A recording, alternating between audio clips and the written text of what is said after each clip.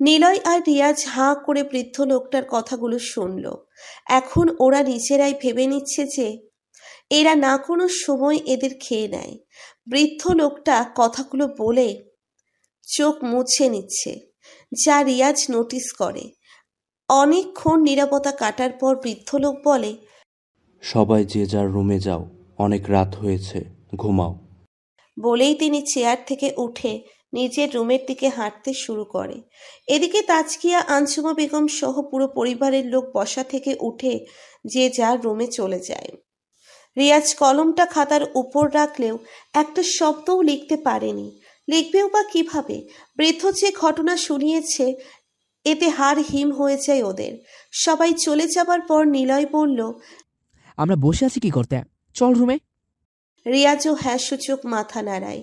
রুমে গিয়ে নিলয় বিছানা ঠিক করছিল। রিয়াজ একটা টেবিলের সামনে খাতা আর কলম নিয়ে বসে আছে। নিলয় বিছানা গোছানো শেষে লম্বা হয়ে শুয়ে পড়ে। এরপর রিয়াজের দিকে তাকিয়ে বলল, আচ্ছা, এই এলাকার মানুষ যদি আমাদের খেয়ে ফেলে? না, এরা খাবে না আমাদের। বৃদ্ধ লোকটা চোখের পানি হয়তো তুই খেয়াল করিসনি। নিজের জীবন বাঁচানোর জন্য হয়তো অনিচ্ছা সত্ত্বেও মরা মানুষের মাংস রান্না করে খায়। হিসেব করে দেখ, এদের সমাজের চেয়ে আমাদের সমাজটা কতটা জঘন্য। হয়তো এরা নিয়ম করে মেনে নেয়, আর আমাদের সমাজ অনিয়মভাবে সেটা করে। এরা পিশাচের মতো কাজ করলেও কাউকে জীবিত হত্যা করে না। আর আমাদের সমাজে মানুষ নিজের স্বার্থ উদ্ধার করতে মানুষকে জীবিতই হত্যা করে। এরা নিজেদের মধ্যে লড়াই করে না। আর আমাদের সমাজে মানুষ লুডো খেলা নিয়েও কোপাকেপি শুরু হয়। এরা সবাই একজোট হয়ে বসবাস করে, তবুও এমন অভিশপ্ত গ্রামে থেকেও সবাই কতটা হাসি খুশি থাকে। আর আমাদের সমাজটা মুক্ত হওয়ার পরেও টাকার জন্য একজন আরেকজনকে পিঠে ছুরি মেরে দেয়। ডিগ্রি নিয়ে রাস্তায় রিক্সা চালানো ছেলেরা ডিপ্রেশনে আত্মহত্যা করে। অন্যদিকে কখনো স্কুলের পাশেও না হেঁটে টাকার জোরে তারা রাজনৈতিক নেতা হয়ে যায়। তাদের কথা সবাই শুনে, তারা মেম্বার চেয়ারম্যান। আমি মনে করি এরা পিশাচের মতো থাকলেও আমাদের সমাজ থেকে এদের সমাজটা অনেক ভালো। আদিবাসীরাই সঠিক ছিল। দেশ যত উন্নত হচ্ছে, সমাজের মানুষ তত হিংস্র হচ্ছে। সেটাও ঠিক। যাই হোক, এখন কি করবি? ঘুমিয়ে পড়তি, আমার কাজ আছে। নিলয় চোখ দুটো বন্ধ করে নেয়। রিয়াজ খাতার উপর কলম চালানো শুরু করে। লিখতে লিখতে অনেক রাতও হয়ে যায়। এদিকে রিয়াজের চোখে ঘুমের প্রভাব বিস্তার ঘটতে শুরু করে। রিয়াজ লেখা শেষ করে ঘুমানোর প্রস্তুতি নেবে, ঠিক তখনই সে অনুভব করে তাদের কেউ লুকিয়ে দেখছে। রিয়াজের মনে ভয় কাজ করতে শুরু করে। বারান্দায় কেউ একজন আছে, যে অনেকক্ষণ থেকেই রিয়াজকে লুকিয়ে দেখছে। রিয়াজ এতক্ষণ সন্দেহ করলেও এইবার শিওর হয়ে যায়। তবে বারান্দায় কালো পর্দা টাঙানো, পর্দার ওপাশে যাওয়া কি ঠিক হবে ভেবে যাচ্ছে। রিয়াজ যত কিছুই হোক, লেখক হিসেবে আর আগ্রহ একটু বেশি। বারান্দায় কে আছে তা নিজের চোখে না দেখা অবধি শান্তি পাচ্ছিল না। ধীরে ধীরে রিয়াজ পর্দার কাছে আসে, আর তখনই রিয়াজ অনুভব করে পর্দার ওপাশে যে ছিল সে এক লাফে নিচে নেমে গেছে। রিয়াজ হুট করে পর্দা তুলে বারান্দায় চলে যায়, আর দেখে নিচে কেউ নেই। এইবার ভয় পেয়ে যায় রিয়াজ। আবার উল্টে রুমে ফেরার জন্য তাকাতেই দেখে তার পিছনে সেই চিকন দাঁত, পচা মাংস আর ঘুটঘুটে কালো চামড়ার অশরীরীটা জোরে এক চিৎকার মেরে দেয়। রিয়াজ চোখের সামনেই এমন ভয়ঙ্কর চেহারা দেখে ভয়ে পিছু যেতেই বারান্দা থেকে পা টপকে নিচে পড়ে যায়। কিছুক্ষণের জন্য রিয়াজ নিজেকে হারিয়ে ফেলে। মনে হচ্ছে সে মৃত্যুর কাছাকাছি চলে এসেছে। বারান্দার দ্বিতীয় তলা থেকে মাটিতে পড়ার সাথে সাথেই রিয়াজ দেখে তার চারপাশে কুকুরের মতো অনেকগুলো প্রাণী, যাদের দেহ কুকুরের মতো হলেও মুখটা পুরো মানুষের মতো। সবগুলো প্রাণী রিয়াজের দিকে ভয়ঙ্করভাবে তাকিয়ে আছে। ভয়ে রিয়াজের শরীর থরথর করে কাঁপছে। রিয়াজ ভেবে পাচ্ছিল না কি করবে। এদিকে চারপাশে কোনো লোকজন নেই, সবাই যে যার ঘরের মধ্যেই লুকিয়ে আছে। কারণ বাহিরে এলে এই ভয়ঙ্কর চেহারার কুকুরগুলো সবাইকে ছিঁড়ে ছিঁড়ে খাবে। রিয়াজ মৃত্যুর জন্য প্রস্তুতি নিয়ে নেয়। ওদিকে নিলয় ঘুমুচ্ছে। রিয়াজ কিছু ভেবে পাচ্ছিল না। ঠিক তখনই রিয়াজ দেখে কুকুরগুলো রিয়াজের একটু কাছে আসতেই আবার উল্টে দৌড় দেয়। রিয়াজ অবাক হয়ে গেল, কুকুরগুলো তাকে দেখে ভয় পেয়েছে নাকি অন্য কিছু। রিয়াজ চারপাশে ভালোভাবে তাকায়, কিন্তু কাউকে দেখতে পাচ্ছে না। এদিকে কুকুরগুলো ভয়ে কোন দিকে দৌড়ে পালিয়ে গেছে সেটাও রিয়াজ নোটিস করতে পারেনি। কিন্তু আগে নিজের জীবন বাঁচাতে হবে। এরপর বসা থেকে উঠে রিয়াজ এক দৌড়ে আবার ঘরের ভেতর প্রবেশ করতে যায়, কিন্তু ঘরের ভেতর থেকে দরজা লক করা। রিয়াজ ভেতরে প্রবেশ করতে পারছে না। আর তখনই রিয়াজের মাথায় একটা প্রশ্ন নেমে এলো। রিয়াজের মনে পড়ে যায় সেই জঙ্গলের কথা। জঙ্গলের মধ্যেও রিয়াজের চোখের সামনে এমন ভয়ঙ্কর একটা দানব দেখেছিল সে, কিন্তু দানবটা রিয়াজকে কিছুই করল না। রিয়াজ জ্ঞান হারাবার পর মূলত কি হয়েছিল এবার রিয়াজের কাছে আরেকটু খটকা লাগে। সেই বৃদ্ধ লোকটাকে রিয়াজ জঙ্গলের মধ্যে দেখেছিল, কিন্তু বৃদ্ধ লোকটা রাতে সেই জঙ্গলে কি করছিল? বৃদ্ধ লোকের কথা অনুযায়ী সন্ধ্যা 5টার পর কেউ তো আর বের হয় না। তাহলে বৃদ্ধ লোকটা রাতের বেলা জঙ্গলে কি করছিল? তখন তো তার বের হওয়া নিষেধ ছিল, আর বৃদ্ধ লোকটাই তাদেরকে এখানে নিয়ে এসেছে। বৃদ্ধ লোকটাই বা জানলো কিভাবে যে তারা নদীর পাড়ে এসেছিল? রিয়াজের মাথায় এক গাদা প্রশ্ন জমে যায়। রিয়াজ দরজা আর ধাক্কায় না, কারণ ভিতরে লক করা, এখন কেউই দরজা খুলবে না। কিন্তু রিয়াজকে দেখে দানবটা কিছু কেন করলো না? আর এমন ভয়ঙ্কর চেহারার কুকুরগুলো কেন ভয়ে পালিয়ে যায়? এই ব্যাপারটা মাথা থেকে সরছেই না। অনেকক্ষণ ভাবনার পর রিয়াজের এবার কিছু একটা স্পষ্ট হয়ে যায়। রিয়াজ ভাবে অশরীরীগুলো হয়তো রিয়াজকে স্পর্শ করতে পারবে না। কেন করে না সেটা রিয়াজের অজানা। আর এই অজানা রহস্য জানতে রিয়াজ আর দরজার ভেতর প্রবেশ করতে আগ্রহ দেখায়নি। রিয়াজ সাথে সাথে উল্টো ফিরে তাকায়। সে পুরো গ্রামে হাঁটবে, চলবে, ঘুরবে, জানার চেষ্টা করবে এর আসল রহস্য কি আর কি হচ্ছে এখানে। গ্রামের দিকে হাঁটা শুরু করে দেয় রিয়াজ। রাতের বেলা পুরো এলাকাটা কেমন যেন নির্জন, কোনো মানুষের সারা শব্দ নেই, এবং কি কোনো কাকপক্ষীরও শব্দ নেই। সব যেন ঘুমিয়ে গেছে, সাথে সাথে ঘুমিয়ে গেছে চারপাশের পরিবেশ। বাতাসের কোনো শব্দ নেই। শীতল একটা মৃদু বাতাস বইছে ঠিকই, কিন্তু সেটা শুধু নিঃশ্বাস নেওয়ার জন্য উপযুক্ত। সেই বাতাসকে অন্যভাবে উপলব্ধি করা কোনোভাবেই সম্ভব নয়। ভাবছে আর ধীরে ধীরে রিয়াজ এলাকাটা ট্রল দিচ্ছে। আকাশের চাঁদটা আজ অনেক বেশি আলো দিয়ে ফেলতেছে। চাঁদের আলোয় পুরো এলাকাটা ঝলমল করছে। দেখে মনেই হচ্ছে না এই গ্রামটা কোনো অভিশপ্ত গ্রাম। রিয়াজ হাঁটতে হাঁটতে আরও কিছু দূর যায়, দেখে একটা ভাঙা বিল্ডিং সেই গ্রামের একটা কোনায় পড়ে আছে। রিয়াজ বিল্ডিংটার দিকে অনেকক্ষণ তাকায়। চাঁদের আলোয় মোটামুটি ভাঙা বিল্ডিংটা বোঝা যাচ্ছে। রিয়াজের মনে হচ্ছে এই বাড়িটি রিয়াজ আগেও কোথাও দেখেছে। বড্ড চেনা চেনা এই ভাঙা বিল্ডিংটা। 6-9 না ভেবে রিয়াজ সিদ্ধান্ত নেয়, সন্দেহ যেহেতু লাগছে তবে বিল্ডিংটা ঘেঁটে দেখা যাক। আর রিয়াজ পা বাড়াতে থাকে সেই ভাঙা বিল্ডিংয়ের দিকে। কয়েক পা এগোতেই কিছু একটার সাথে হোঁচট খেয়ে রিয়াজ নিচে পড়ে যায়। রিয়াজ নিচ থেকে কোনোভাবে আবার উঠে দাঁড়ায়। এরপর কিসের সাথে হোঁচট খেয়েছে সেটা দেখার জন্য মাটিতে হাত দিতেই কাঠের মতো কিছু একটার স্পর্শ পায় রিয়াজ। এরপর সেটা ভালোভাবে তুলে ধরতেই বেশ চমকে যায় সে, কারণ এইটা সেই সাইনবোর্ড, যে সাইনবোর্ড রিয়াজ প্রায় রাতে স্বপ্ন দেখত। রিয়াজ এটা ভেবে আরও বেশি অবাক হয়ে যায়। স্বপ্নের মধ্যে কলাকাটা নামক এলাকাটা দেখলেও সে স্বপ্নের মতো একই রকম একটা সাইনবোর্ড বাস্তবে দেখে ফেলবে। এটা নিয়ে ভাবতে শুরু করে রিয়াজ। নাম একই হলেও এই বোর্ড কিভাবে একই হলো? রিয়াজের কাছে আরও বেশি খটকা লাগতে লাগলো। এই সব কিছুর মধ্যে নিশ্চয়ই কোনো রহস্য লুকিয়ে আছে, যেটা সবার অজানা নয়তো সবারই জানা আছে, কিন্তু রিয়াজের অজানা। রিয়াজ ধীর গতিতে সেই বিল্ডিংয়ের দিকে এগিয়ে যেতে থাকে, কিন্তু তখনই রিয়াজকে অবাক করে দিয়ে একটা গাছ রিয়াজের সামনে ভেঙে পড়ে যায়। রিয়াজ আরও বেশি অবাক হয়ে যায়। কোনো বাতাস নেই, কোনো ঝড় নেই, কোনো তুফান নেই। এই গাছটা রিয়াজের সামনে কিভাবে ভেঙে পড়লো? রিয়াজ একটু ভালোভাবে গাছের ডালের দিকে তাকিয়ে বুঝতে পারে এটাই সেই গাছ, যে গাছের পাতা রিয়াজ প্রায় রাতে স্বপ্ন দেখত। রিয়াজ কিছুই বুঝে উঠতে পারছিল না। সে প্রায় রাতে যা স্বপ্ন দেখত সবগুলো একই জায়গার মধ্যে উপস্থিত, এবং সেটা কিভাবে সম্ভব? অনেকগুলো প্রশ্ন যেন চোট বেঁধে যায়। রিয়াজ কিছুই বুঝে উঠতে পারছিল না। গত রাতে দানবের পালিয়ে যাওয়া, নিষিদ্ধ সময়ে জঙ্গলে বৃদ্ধের ঘুরে বেড়ানো, এবং সেই ভয়ঙ্কর কুকুরগুলো তাকে দেখে ভয়ে দৌড়ে পালানো, সব কিছু কেমন যেন গোলমেলে লাগছে। রিয়াজের প্রথম থেকে মনে হচ্ছিল এই গ্রামে তারা নিচে আসছে না, তাদের কেউ নিয়ে আসছে। কিন্তু যদি কেউ নিয়ে এসেই থাকে তাহলে কেন নিয়ে এসেছে? রিয়াজের সাথে এই এলাকার সম্পর্ক কি? যে এলাকার নামটাও রিয়াজ কখনো শোনেনি, যে এলাকাতে রিয়াজ কখনো নিজের পা দেয়নি, সেই এলাকার সাথে এত কিছু কিভাবে তার সাথে মিলে যায়? সাইনবোর্ড হাতে নিয়ে রাতের সেই নির্জন স্থানে ভাবনা করতে করতে রিয়াজের মাথা ব্যথা শুরু হয়, চোখ ঝিমঝিম শুরু করে। ধীরে ধীরে চোখের মধ্যে অন্ধকার নেমে আসছে, আর তখনই রিয়াজের কাঁধে কারো হাত রাখার অনুভব করে রিয়াজ। চট করে পিছনে তাকাতেই রিয়াজ কাউকে দেখে সেখানে, কিন্তু স্পষ্ট দেখতে পাচ্ছে না কিছুই, কারণ রিয়াজের মাথা ব্যথার সাথে চোখ ঝিমঝিম শুরু হয়েছে।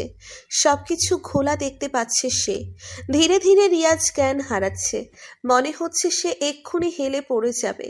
তবে ঘোলা চোখে রিয়াজ সামনে থাকা জিনিসটাকে ভালোভাবে দেখতে না পেলেও তার চোখ লাল বর্ণের ছিল, সেটা বুঝতে পেরেছে। যেন তার চোখ থেকে লাল আলো বের হচ্ছে, আর সেই মুহূর্তেই সেখানে জ্ঞান হারায় রিয়াজ। চোখ খোলার পর রিয়াজ নিজেকে নিজের বিছানার মধ্যে আবিষ্কার করল। রিয়াজের পাশে বসে আছে তাজকিয়া, নিলয়, সেই বৃদ্ধ লোক এবং আঞ্জুমা বেগম। রিয়াজ আবার বরাবরের মতোই অবাক হয়ে গেল। রাতে রিয়াজ সেই ভাঙা বাড়িটার সামনে জ্ঞান হারালো, কিন্তু সেখান থেকে তাকে বাড়িতে নিয়ে আসলো কে? আর বিছানার মধ্যে নিজেকে এভাবেই শুয়ে থাকতে দেখে অনেকটা অবাক হয়ে যায়। অন্যদিকে নিলয় রিয়াজকে বলল, কিরে, তোর শরীর কি খারাপ করছে? তার আগে বল আমার কি হয়েছিল। কি হবে আবার? সকালবেলাতে বারান্দার মধ্যে শুয়েছিলে, তারপর আমি তোকে বিছানায় এনে সবাইকে ডাক দিলাম। বেশ খানিকটা অবাক হয়ে গেল রিয়াজ। সবার উদ্দেশ্যে আবার বলল, না, আমার কিছু হয়নি। বারান্দার মধ্যে গিয়েছিলাম, এরপর ভাবলাম কিছু লিখি, তারপর খাতা কলম বের করে লিখতে লিখতে হয়তো ঘুমিয়ে গেছি। রিয়াজের কথার পর তাজকিয়া প্রশ্ন করে বসল। কিন্তু আপনার খাতা কলম তো টেবিলে ছিল। রিয়াজ তার কথা শুনে হতবম্ব হয়ে যায়। তাজকিয়া হঠাৎ এইভাবে পিছিয়ে না ধরলেও পারত। রিয়াজ উপস্থিত বুদ্ধি খাটিয়ে আবার বলল, লিখতে লিখতে আমার প্রচণ্ড ঘুম পাচ্ছিল, তাই টেবিলের উপর খাতা রেখে আবার বারান্দায় গিয়ে বসেছিলাম, হয়তো তখন ঘুমিয়ে গেছি। রিয়াজের কথা কেউ বিশ্বাস করুক আর না করুক, বৃদ্ধ লোকটা বিশ্বাস করে না। তিনি রিয়াজের দিকে কেমন ভাবে যেন তাকিয়ে আছে। রিয়াজের চোখটাও বৃদ্ধ লোকটার দিকে। ওনার এমনভাবে তাকানো দেখে রিয়াজ বৃদ্ধকে সন্দেহ করে বসে। ভেবে নেয় কাল রাতে যা হয়েছে সব কিছুই হয়তো বৃদ্ধ লোকটা জানে, আর রিয়াজকে এই বাড়িতে হয়তো বৃদ্ধ লোকটাই এনেছে। তবে কি লাল চোখওয়ালা সেই মানুষটা এই বৃদ্ধ লোকটি? তা যদি হয় তবে তো এই বৃদ্ধ লোকটা কোনো মানুষ নয়। রিয়াজ ভেবে পায় না কি ভাববে।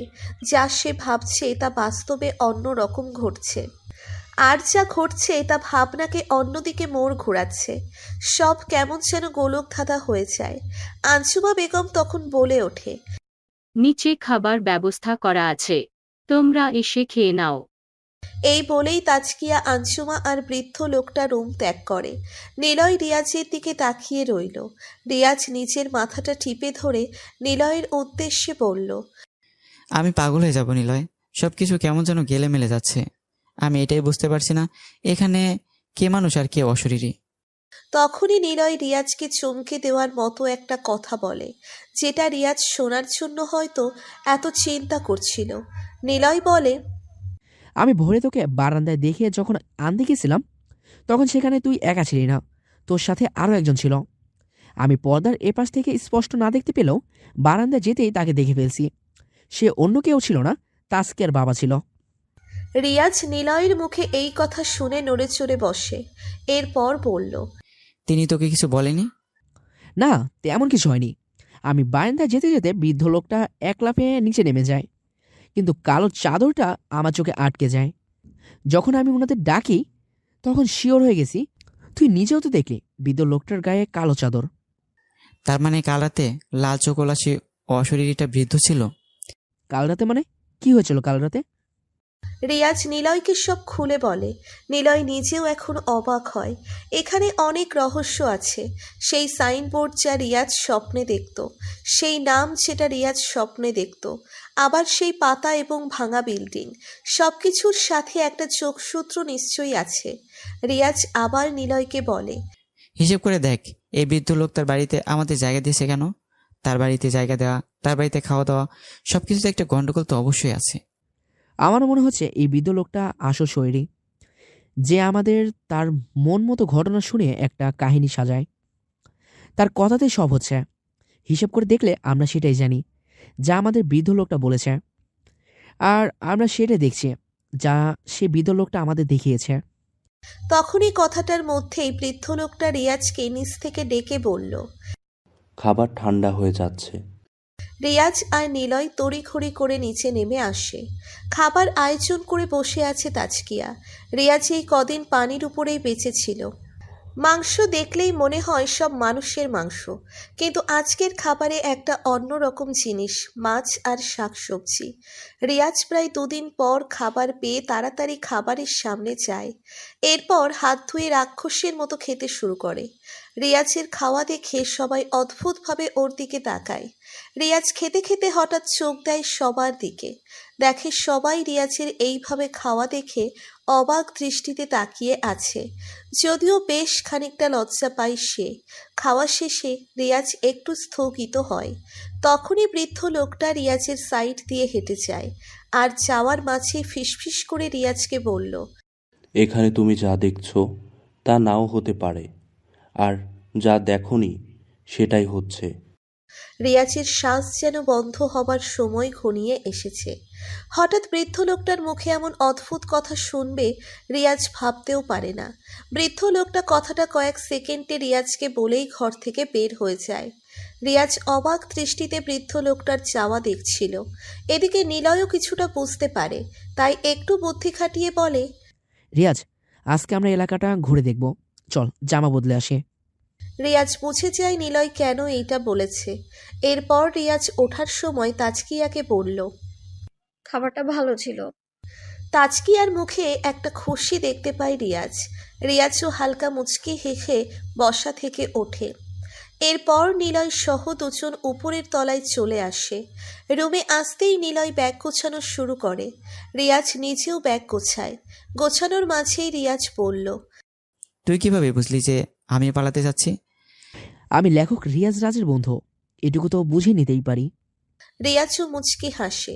এরপর তারা ব্যাগ গুছিয়ে সোজা নিচে নেমে আসে। তাজকিয়া কাঁধে ব্যাগ দেখে অবাক হয়ে প্রশ্ন করে। কোথায় যাচ্ছেন আপনারা? রিয়াজ তাজকিয়ার সামনে এসে দাঁড়ায়। আশেপাশে তাকিয়ে দেখে আঞ্জুমা বেগম নেই। সুযোগে রিয়াজ বলল। আমি খুব তাড়াতাড়ি তোমাকে নিয়ে যেতে আসবো। তাজকিয়া কিছুই বুঝতে পারে না। রিয়াজ নিলয় সহ বের হয়ে আসে। এরপর ডানে বামে না তাকিয়ে হাঁটতে শুরু করে সেই মোয়ের দিকে। এলাকার অনেকেই তাদের দিকে তাকিয়ে আছে। রিয়াজ আর নিলয় মই বেয়ে পাথর পাহাড়ের উপরে উঠে জঙ্গলেও চলেও যায়। এরপর নদীর কিনারায় আসতেই তারা ব্রেক কষে। দেখে নদীর কিনারায় কালো কুৎসিত চেহারার একটি দানব। আর এইটা অন্য কেউ নয়, সেই দানব যে দানবকে রিয়াজ জঙ্গলে দেখেছিল। রিয়াজ বলল। দেখছিস বৃদ্ধ লোকটা কতটা মিথ্যাবাদী? বলেছিল দিনের বেলা এরা আসে না, এখন আসলো কিভাবে? কিন্তু রিয়াজ নিলয়ের দিকে তাকিয়ে দেখে নিলয়ের হাত পা কাঁপছে। এই প্রথম নিলয় দানবটাকে দেখেছে। রিয়াজ নিলয়কে বলল। ভয় পাওয়ার কারণ নেই, এটা আমাকে কিছুই করতে পারবে না। এই বলে রিয়াজ ব্যাগ মাটিতে ফেলে দৌড়ে দানবের দিকে এগিয়ে যায়। নিলয় অবাক হয়ে তাকিয়ে থাকে। রিয়াজের উদ্দেশ্য হচ্ছে দানবটা রিয়াজকে দেখে পালাবে, এবং তখনই তারাও পালাবে। কিন্তু ঘটেছে অন্য কিছু। রিয়াজ দানবটার দিকে যত যাচ্ছে, দানবটা রিয়াজকে তত হিংস্র চোখে দেখছে, যেটা দেখে এখন রিয়াজও ভয় পেয়ে যায়। আর তখনই দানবটা একটা ভয়ঙ্কর চিৎকার মেরে রিয়াজের দিকে তাকায়। রিয়াজ ভয়ে হুট করে মাটিতে 2-3 ডিগবাজি খেয়ে পড়ে গেল। আর তখন রিয়াজ দেখে দানবটা ঝড়ের গতিতে ছুটে যায় নিলয়ের দিকে। রিয়াজ চোখ বড় করে তাকায়। এদিকে দানবটা নিলয়কে ধরতেই যাবে, তখনই বৃদ্ধ লোকটা একটা তলোয়ার নিয়ে কোথা থেকে যেন উড়ে এসে দানবের মুন্ডু কেটে ফেলে। দানবটা মাটিতে পড়ার আগে নখের আঘাতে বৃদ্ধ লোকের পেটে নখ ঢুকিয়ে দেয়। কিছুক্ষণের মধ্যেই দানবটা বাতাসে মিশে যায়, আর বৃদ্ধ লোকটা ক্ষতবিক্ষত হয়ে মাটিতে লুটিয়ে পড়ে। এরপর অনেকক্ষণ চারপাশ স্তব্ধ হয়ে যায়। রিয়াজ আর নিলয় নিজেদের চোখের সামনে এমন ঘটনা দেখবে কল্পনাও করেনি। রিয়াজ দৌড়ে বৃদ্ধ লোকটার কাছে আসে। নিলয়ও ছুটে আসে। বৃদ্ধ লোকের পেট, মুখ আর নখ থেকে রক্ত বের হচ্ছিল প্রচুর। রিয়াজ কিছু বলার আগেই বৃদ্ধ লোকটা বলল, আমার সময় শেষ রিয়াজ। এই দানবরা দিনে আসে না, কিন্তু কেউ পালাতে চাইলে অবশ্যই আসবে। তোমাকে প্রথম দেখে আমি বুঝেছি এই এলাকার রক্ষণশীল ব্যক্তি তুমি, তাই তোমাকে এত যত্ন করেছি। কাল রাতে জ্ঞানহারা দেখে তোমাকে আমি জীবনের ঝুঁকি নিয়ে সেখান থেকে এনেছি। আর ওরা আমাকেও মারতে পারে না, ঠিক তোমার মতোই। কিন্তু অবাক করার বিষয় হচ্ছে আজকে দানবটা আমাকে মেরেছে কেন? সে তো আমাকে মারার কথা না। তার মানে পুরো এলাকার দায়িত্ব এখন তোমার উপর। যে দানবকে আমি মেরেছি সে আবার আজ সন্ধ্যা 5টায় বেঁচে উঠবে। তার কোনো মৃত্যু নেই। তাকে যতবার মারা হবে ততবার সে জেগে উঠবে। কিন্তু দুইটা কথা মাথায় রাখবে, এই অশরীরীগুলো প্রতিশোধ আর ইচ্ছে পূরণের জন্য ফিরে আসেনি। এরা কোনো আত্মহত্যা করা অশরীরী নয়, বা এরা কখনো মানুষ ছিল না। তুমি যা দেখছো সেটা সত্য নয়, যা দেখোনি সেটাই সত্য। বের করো রহস্য আর মুক্ত করে দাও সবাইকে। আর শেষ কথা, তাজকিয়াকে সুখে রেখো। কথাটা বলেই বৃদ্ধ লোকটা হাত পা ছেড়ে দেয়। নিলয় বৃদ্ধ লোকটার নাকে হাত দিয়ে দেখে বৃদ্ধ মারা গেছে। কথাটা বলেই বৃদ্ধ লোকটা হাত পা ছেড়ে দেয়। নিলয় বৃদ্ধ লোকটার নাকে হাত দিয়ে দেখে বৃদ্ধ মারা গেছে। রিয়াজ আর কোনো কথা বলে না। কি ভাবলো আর কি হয়ে গেল? রিয়াজ হতভম্ব হয়ে বৃদ্ধ লোকটার নিজের কোল থেকে মাটিতে শুইয়ে দেয়। আর তখনই সেই গ্রামের একটি মানুষ সেখানে উপস্থিত হয়ে যায়। তিনি রিয়াজের দিকে তাকিয়ে একটা মুচকি হাসি দেয় আর বলে ওঠে, আবার উৎসব হবে। এদিকে রিয়াজ তাড়াতাড়ি বসা থেকে উঠেই সেই লোকটির কাছে যায় এবং লোকটাকে বলল, তুমি কাউকে কিছু বলবা না।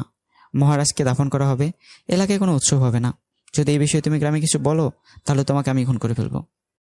রিয়াজ কথাটা বলতেই খেয়াল করলো লোকটার কিছু দূর পিছনে গ্রামের অনেকজন মানুষ দাঁড়িয়ে আছে।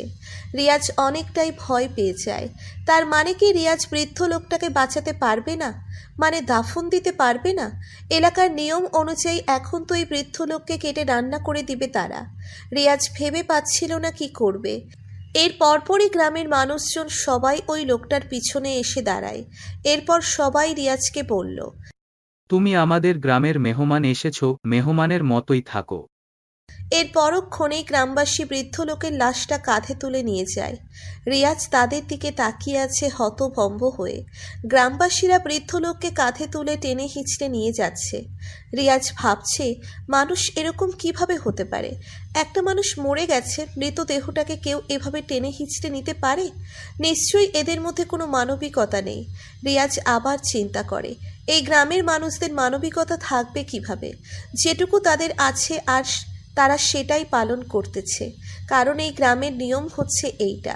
বৃদ্ধ তো অন্য কারো থেকে আলাদা নয়, কারণ এর আগে যে গ্রামে মানুষগুলো মৃত্যুবরণ করেছিল তাদের মাংস বৃদ্ধ লোকটা খেয়েছিল। বৃদ্ধ লোকটাই অনুমতি দিয়েছিল। আজ তার বেলায়ও একই রকম ঘটনা ঘটছে। এই বিষয়টাকে আর আটকানো সম্ভব না। কথাগুলো ভাবতে ভাবতে রিয়াজের চোখ বেয়ে পানি ঝরতে শুরু করে। নিলয় কান্নারত অবস্থায় রিয়াজের দিকে তাকিয়ে থাকে। রিয়াজ আর কিছু বলে না। আর বলার মতো কোনো কথাও নেই। রিয়াজ আর নিলয় এই গ্রাম ছেড়ে যেতেও চাচ্ছে না, কারণ বৃদ্ধ রিয়াজকে সবগুলো দায়িত্ব দিয়ে চলে গেছে। এদিকে বৃদ্ধকে কাটাছেঁড়া থেকেও বাঁচাতে পারবে না, এবং আগামীতে এই গ্রামের কোনো মানুষ মরার পর তাকে যেন কেউ খেতে না পারে, সেটা তো অন্তত রিয়াজ বন্ধ করতে পারবে। ভেবেই ব্যাগটা কাঁধে নেয় রিয়াজ। রিয়াজের দেখে নিলয়ও ব্যাগটা কাঁধে নেয়। এরপর দুজনেই আবার রওনা করে সেই গলাকাটা কবরস্থান এলাকার উদ্দেশ্যে। সেই প্রথম দিনের মতোই দৃশ্য দেখা যাচ্ছে। এলাকার মানুষের হইচই করা, সকালের কড়া সূর্যের তাপ। প্রথম দিনের মতোই ব্যাগ কাঁধে নিয়ে মই বেয়ে গ্রামে নামা, যেন তারা আবার শুরু করেছে সব। এখনও এক বিন্দু এগিয়ে যেতে পারেনি। এদিকে এলাকার মানুষরা বৃদ্ধ লোককে নিয়ে উৎসব শুরু করে দিয়েছে। রিয়াজ আর নিলয় মই পেয়ে আবার সেই এলাকাতে নামে, কিন্তু রিয়াজ যখন এলাকাতে এসে দেখেছে তাজকিয়া এবং আঞ্জুমা বেগমের মুখে কোনো রকম কান্নার কোনো চিহ্ন নেই। তারাও যেন এই উৎসব পালন করতে অনেক আগ্রহ নিয়ে তাকিয়ে আছে। রিয়াজ বরাবরের মতোই অবাক হয়ে যায়। নিজের বাবা মৃত্যুবরণ করেছে, সেখানে কান্না না করে এরা তো হাসছে। রিয়াজ কিছুই বুঝতে পারছে না।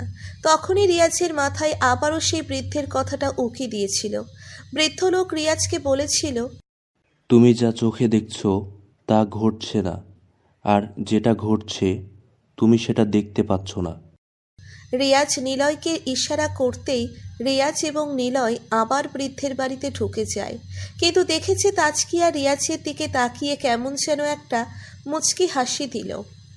রিয়াজ তাজকিয়ার হাসিটাকে কোনোভাবেই অদ্ভুত ইশারায় নেয়নি, কারণ রিয়াজ ভালো করেই জানে সে যা চোখে দেখছে সেটা ঘটছে না, আর যেটা ঘটছে সেটা চোখে দেখছে না।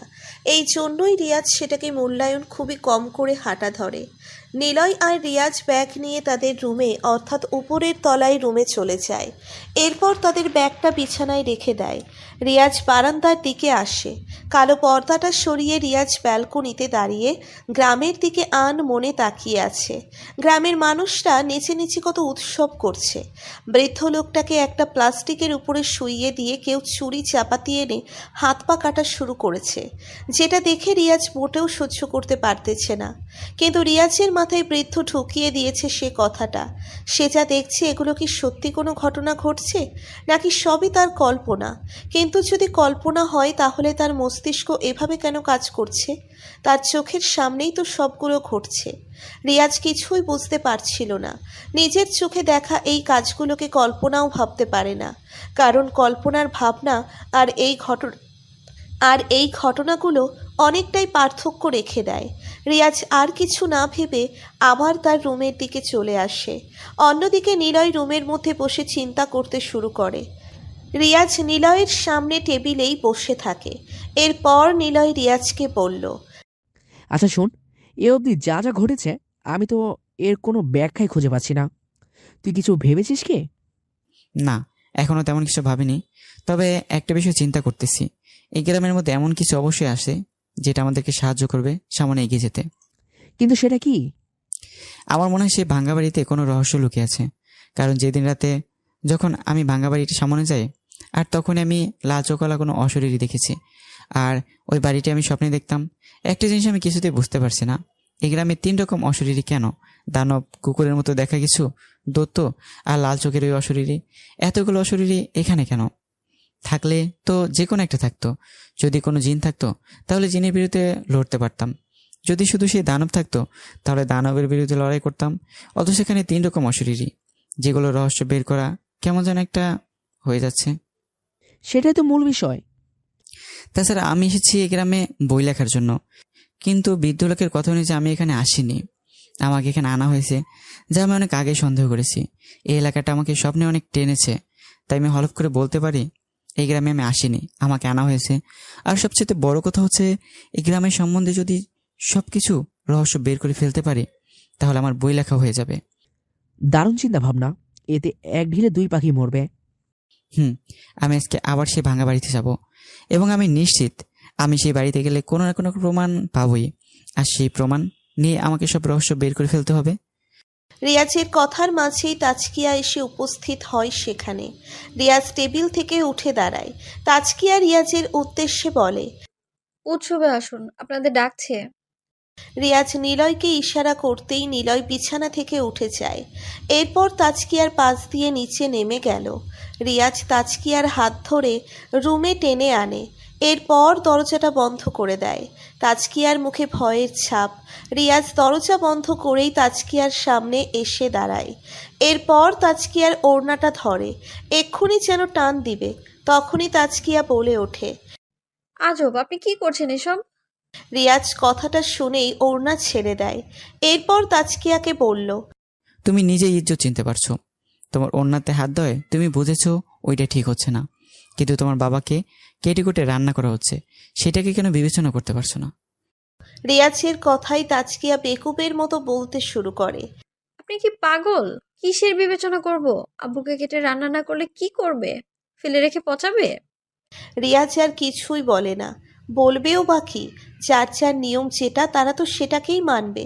রিয়াজ এসে দরজা খুলে দেয়, এরপর তাজকিয়াকে বলল, নিচে যাও, আমার ক্ষুধা নেই, আমি খাবো না। আর নীলা হয়তো নিচে বসে আছে, তাকে উপরে পাঠিয়ে দাও। তাজকিয়া কিছু না বলে নিচে নেমে আসে। রিয়াজ টেবিলের সামনে হতাশ হয়ে বসে যায়। সেই মুহূর্তে নিলয়ের আগমন ঘটে রুমে। নিলয় এসে পাওয়ার ব্যাংকের সাহায্যে ফোন চার্জে বসায়। রিয়াজ নিলয়কে বলল, আমার খাতার কলমটা দে। নিলয় সেটাই করে। রিয়াজ খাতা আর কলম নিয়ে শুরু করে দেয় কলম যুদ্ধ। প্রতিটা ঘটনা, প্রতিটা রহস্য, প্রতিটি কল্পনা সব লিখতে শুরু করে। আর লাস্টের পাতায় রিয়াজ এই কল্পনার সম্বন্ধে একটি সূত্র দেয়। তা হচ্ছে, পৃথিবীতে আমরা অনেক জাতের মানুষ বসবাস করি, হিন্দু, মুসলিম, বৌদ্ধ, খ্রিস্টান সহ নানা জাতের ধর্ম। কিন্তু আমরা সবাই মানুষ, অথচ আমাদের চিন্তা ভাবনা ভিন্ন। মুসলিম জাতিরা আল্লাহকে বিশ্বাস করে, হিন্দুরা পূজা দেয় ভগবানকে। এইখানে আমাদের মস্তিষ্ক সবার এক থাকলেও আমাদের শিক্ষা, আমাদের জানাটা ভিন্ন। আল্লাহ আছে জেনেও হিন্দুরা আল্লাহকে সিজদাহ দেয় না, আর ভগবান আছে জেনেও কোনো মুসলিম যিশু মূর্তির পায়ের কাছে এসে পূজা করে না। হিন্দুরা ভাবে মুসলিম ভুল, মুসলিম ভাবে হিন্দু ভুল, অথচ আমরা সবাই মানুষ। আমাদের সবার দেহ রক্ত মাংসে গড়া, আমাদের মস্তিষ্ক এক, এবং আমরা একটা কথাই বিশ্বাস করি যে আমাদের সৃষ্টিকর্তা রয়েছেন। কিন্তু আমাদের কর্ম ভিন্ন, আমাদের দোয়া ভিন্ন, আমাদের পূজা ভিন্ন, আমাদের চাওয়া ভিন্ন। এই গ্রামের মানুষদেরও এই অবস্থা। এরা নিজেদের মধ্যে একটা জাত করে নিয়েছে, নতুবা তাদের মস্তিষ্কে একটা জাত ঢুকিয়ে দেওয়া হয়েছে। বৃদ্ধ যেহেতু সব জেনেও এই নিয়ম মেনেছে, তবে এরা শিক্ষা নয়, কোনো এক অদ্ভুত কালো জাদু কিংবা অশরীরীদের মায়ায় বন্দি আছে। কারণ আমরাও তো মানুষ।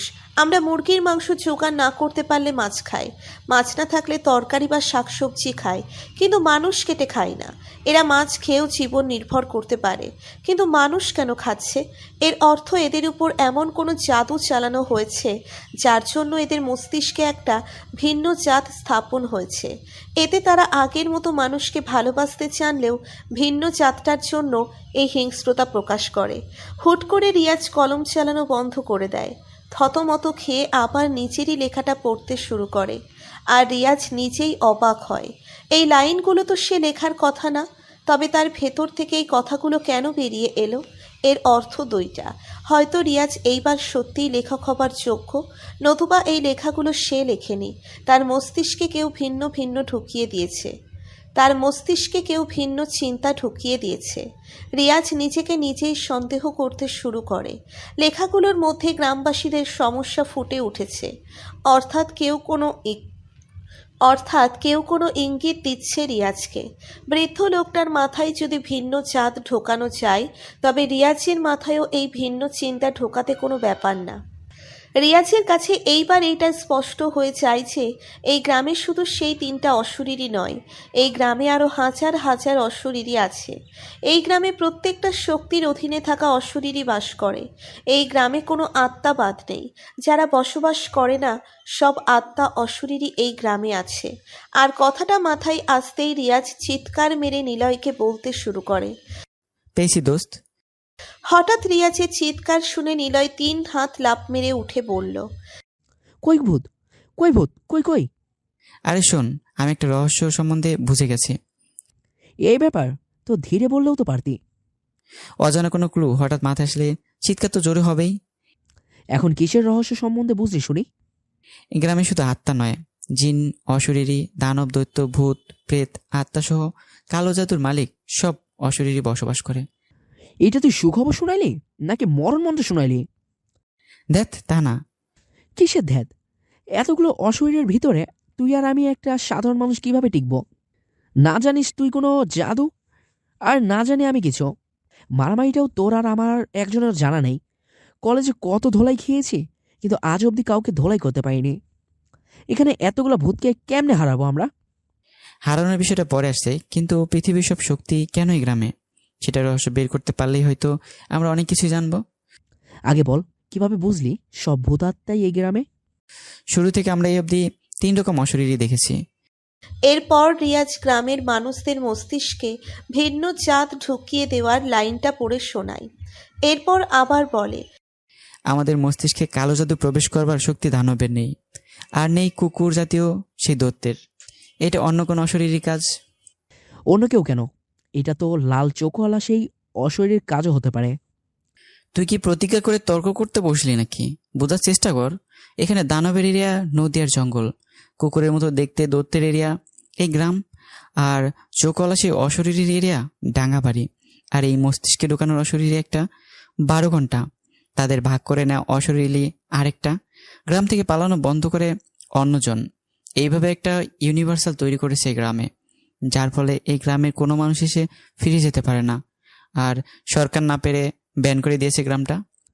কথার লজিক আছে, এই তো এইবার বুঝলি। কিন্তু আমি কিছুই বুঝিনি। আজব তো, মাত্রই বললি কথায় লজিক আছে। হ্যাঁ লজিক আছে, কিন্তু লজিকটা আমার মাথায় ঢুকছে না। কোন গাধারি নিয়ে ফেসে গেলাম। রিয়াজ খাতা আর কলমটা ব্যাগে ভরে বারান্দায় আসে। দেখে সবাই খুব মজা করে বৃদ্ধের মাংস খাচ্ছে। রিয়াজের ক্ষুধা পেয়েছে অনেক, কিন্তু মানুষের মাংস তো আর খেতে পারছে না। বাসায় মাছ আছে কিনা দেখতে হবে। এখন তার দরকার তাজকিয়াকে। রিয়াজ উৎসব ভিড়ের মাঝে তাজকিয়া কোথায় আছে তা খুঁজে চলেছে। বারান্দা থেকে এত লোকের ভিড়, তাজকিয়া কোনটা চিহ্ন করাটাও মুশকিল। আর তখনই রিয়াজের চোখে একটা দৃশ্য বেঁধে যায়। সেই উৎসবে শুধু গ্রামের মানুষরাই নয়, এখানে অন্য কারাও এসেছে। রিয়াজ ভালোভাবে তাকিয়ে দেখে ভিড়ের মাঝে মাঝে কিছু মানুষের মতো লোক দেখা যাচ্ছে, যার চোখ জলজল করে জ্বলছে, একদম সাদা চোখ, আর সবার গায়ে একটা লাল জামা। রিয়াজ সাথে সাথে নিলয়কে ডাক দেয়। নিলয় দৌড়ে এসে বারান্দায় উপস্থিত হয়। রিয়াজ নিলয়কে বলে,